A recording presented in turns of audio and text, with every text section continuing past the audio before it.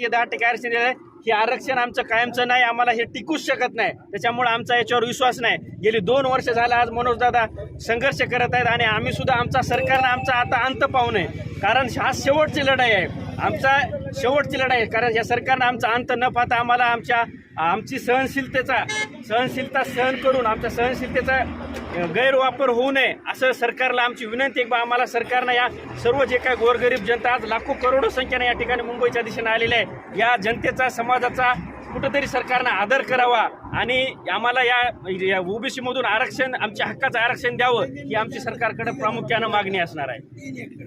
गेल्या वर्षी पाटलासोबत होती का तुम्ही? हो.